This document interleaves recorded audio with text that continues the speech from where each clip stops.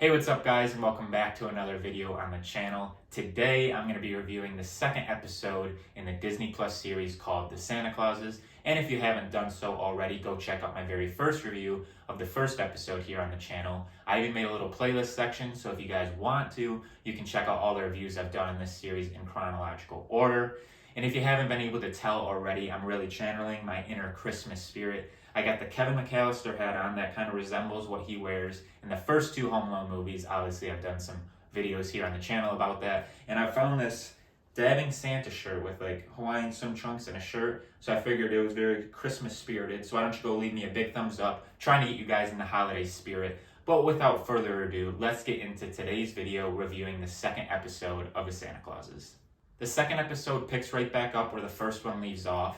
The viewers get this look into the North Pole, where essentially the elves are notified if Santa goes down, and this is where we learn about something called Code Sprinkles, so they have to alert Mrs. Claus and their family, but nonetheless, Santa returns to the North Pole, and this is where we learn about something called the Secessus clause, which is basically a statement or a clause issuing a way for Santa to be able to retire if he no longer can perform the responsibilities of Santa, or just really offering him a way out. So this is finally a way for Santa Claus to retire, or the Tim Allen character to spend more time with his family. So Tim Allen's character really doesn't want to give up the North Pole quite yet. So thinking of a proper successor to his role, he thinks of his son Charlie, which obviously the audience knows from the first three Santa Claus films.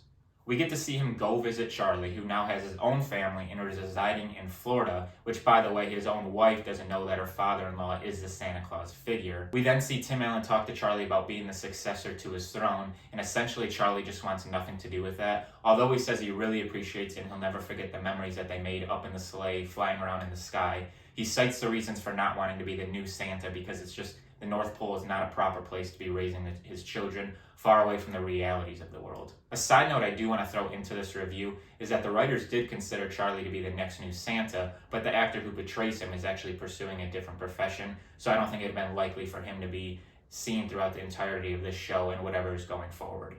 So after this discussion with Charlie, it really put a worry in his head, starting to think about if it was a proper thing to do to raise his kids in the North Pole and wondering if they had a right and proper upbringing. Making a point to be more involved in his kids' life, he sets out to hang out with them more often, and in doing so, he finds out that they often dream or think about being a part of the normal society and living a normal life.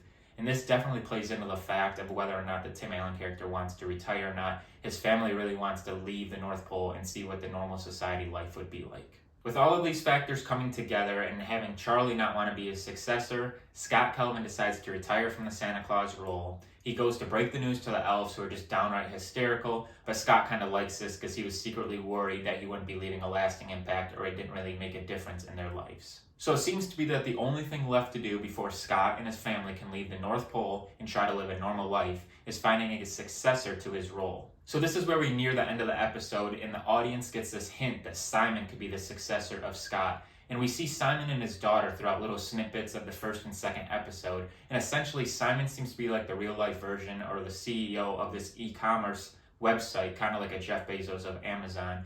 We don't really get to see too much about his character, and at first I was wondering why he's even included with this because we don't get much background, but I think they're really trying to set something up throughout the next couple episodes of the series of maybe him being the successor and the new Santa Claus figure.